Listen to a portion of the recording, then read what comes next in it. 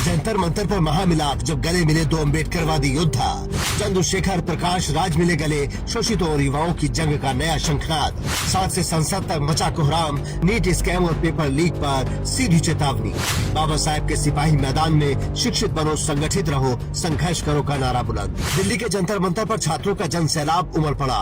इस बीच एक ऐसी तस्वीर सामने आई जो सरकार की बेचैनी बढ़ा देगी। एक तरफ उत्तर प्रदेश के नगीना के सांसद और युवाओं के चहेते नेता चंद्रशेखर आजाद और दूसरी तरफ फिल्मी सिनेमा के अभिनेता और अपने बयानों से सरकार को घेरने वाले प्रकाश राज। जब एक मंच पर आए तो जंतर मंतर का तापमान अचानक बढ़ गया। दोनों नेता जब एक दूसरे के गले मिले तो वो सिर्फ दो इंसान का मिलाप नहीं था, वो मिलाप था दो अलग अलग छोरों से उठकर एक ही विचारधारा के लिए लड़ने वाले दो अम्बेडकरवादियों का। वो आलिंगन था उस दर्द का जो देश का युवा और छात्र सड़कों पर भुगत रहा है।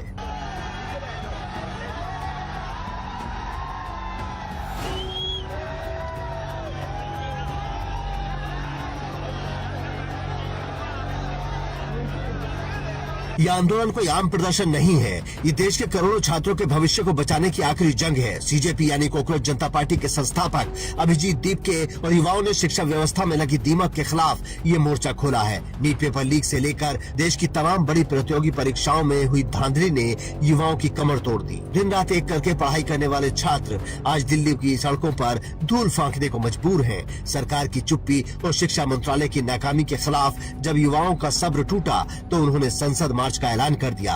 और जब युवाओं की इस हक की लड़ाई पर लाठियां भाजने की तैयारी हो रही थी तब इन छात्रों की ढाल बनकर खड़े हो गए चंद्रशेखर आजाद और प्रकाश राज। चंद्रशेखर आजाद आज देश के शोषितों और छात्रों की सबसे बुलंद आवाज बन चुके हैं। वो नेता जो सिर्फ वातानुकूलित कमरों में बैठकर ट्वीट नहीं करता, बल्कि जब रात के 2:30 बजे छात्र ठंड या उमस में सड़क पर बैठते हैं तो चंद्रशेखर अपनी गाड़ियों का काफिला छोड़कर उनके बीच दरी पर बैठ जाते हैं। जंतर मंतर के मंच से चंद्रशेखर आजाद ने हुकूमत को सीधे शब्दों में चेतावनी दी। उन्होंने साफ कहा कि लोकतांत्रिक व्यवस्था में शांतिपूर्ण विरोध प्रदर्शन करना हर नागरिक का संवैधानिक अधिकार है। अगर सरकार ने युवाओं की आवाज को दबाने की कोशिश की तो यह आंदोलन सिर्फ जंतर मंतर तक सीमित नहीं रहेगा, बल्कि देश की हर सड़क पर युवाओं का सैलाब उमड़ पड़ेगा। सरकार को युवाओं की बात माननी चाहिए और धर्मेंद्र प्रधान को इस्तीफा देना चाहिए। कि नौजवानों की बात को सरकार को मानना चाहिए, जितना जल्दी मान लेंगे उतना अच्छा होगा। और बात एक मंत्री की नहीं है, नौजवान खिलाफ होगे तो आपका सांसद भी नहीं आएगा कोई। आप समझो नौजवान कितनी 51% आबादी है देश की। इनको नाराज करके अगर 51% लोग आपके खिलाफ है तो आपका एक विधायक भी जीतेगा। आप क्या बात सोच रहे हो? ये नौजवान है, जो पुलिस का जवान यहाँ खड़ा है, जो एसीपी यहाँ खड़ा है, जो दरोगा यहाँ खड़ा है, उनके बच्चे भी कहीं ना कहीं यहाँ है मास्क लगा के, या वो घर में इंतजार कर रहे हैं कि भाई सरकार हमारी मांग को सुन ले।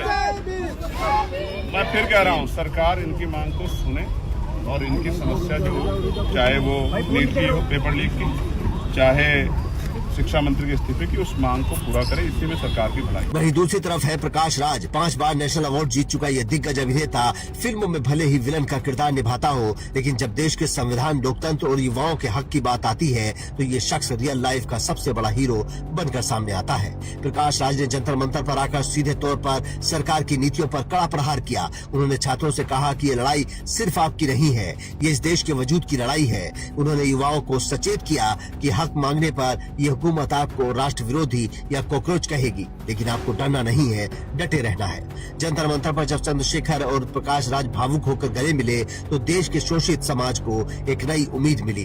ये दोनों ही शख्सियतें बाबा साहेब डॉक्टर भीमराव अम्बेडकर के सिद्धांतों को जीने वाले लोग हैं। अम्बेडकरवाद सिखाता है शिक्षित बनो, संगठित रहो और संघर्ष करो। आज जंतर मंतर पर ये तीनों सिद्धांत जीवंत हो उठे। एक तरफ देश का शिक्षित युवा सड़कों पर है, दूसरी तरफ उन्हें संगठित करने के लिए प्रकाश राज और चंद्रशेखर आजाद जैसे मार्गदर्शक सामने आए हैं और अब संसद मार्च के जरिए संघर्ष का शंखनाद हो चुका है। Bureau report, India news.